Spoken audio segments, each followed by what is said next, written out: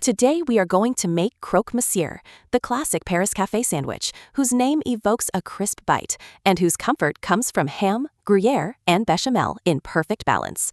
Gather 8 slices sturdy sandwich bread, 4 slices ham, 8 ounces grated Gruyere, 2 tablespoons butter, 2 tablespoons flour, 1 cup whole milk, 1 teaspoon Dijon mustard optional, salt, pepper, and a pinch of nutmeg.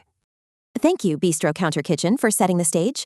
I'd like to add that the Croque Monsieur's success hinges on structural integrity. Think of it as edible architecture. The bread must be sturdy enough to support the rich filling, the bechamel needs to bind everything together, and the Gruyere creates the essential, delectable crust. Without these elements balanced, you have a floppy sandwich, not a croque. Chef, Gruyere crust concierge is spot on about structure. I'd emphasize that toasting the bread before assembly is crucial. A light toasting prevents sogginess from the bechamel and preps the surface for even browning when broiled. This ensures the croque remains crisp, bite after bite. Recipe agent, Croque build guide is right. Lightly toasting the bread beforehand is key to avoiding a soggy sandwich.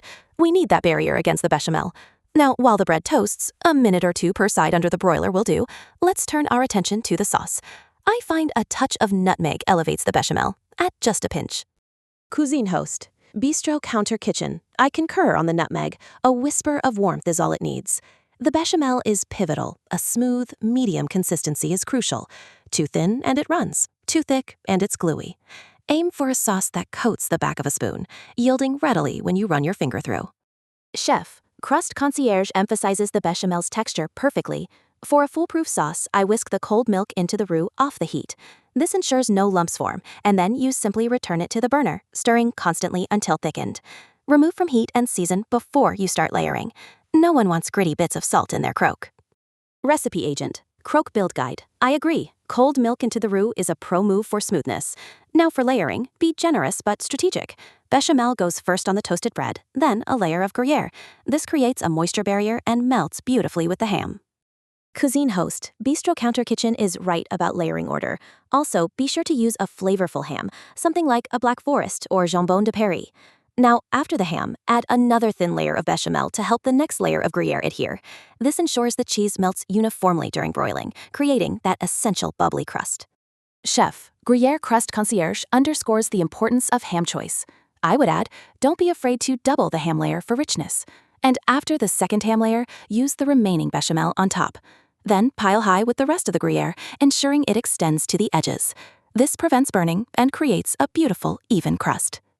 Recipe agent Croque build guide's point on generous Gruyere to the edges is spot on. It prevents scorching.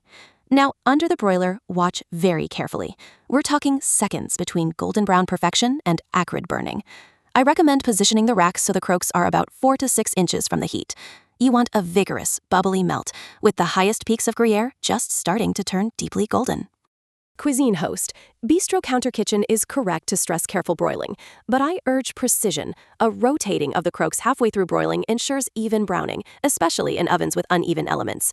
And serving immediately, as the cheese just sets slightly, is paramount. This guarantees that molten interior against the crisp crust. A sharp serrated knife is essential for that clean croque bite. Chef, Gruyere concierge is correct about the immediate serve. The molten interior is key. But I would add one crucial tip. After broiling, let the croque rest 1 minute before cutting. This brief rest allows the cheese to set just enough to prevent total sauce spillage, ensuring a cleaner bite and a more structurally sound and satisfying Croque Monsieur.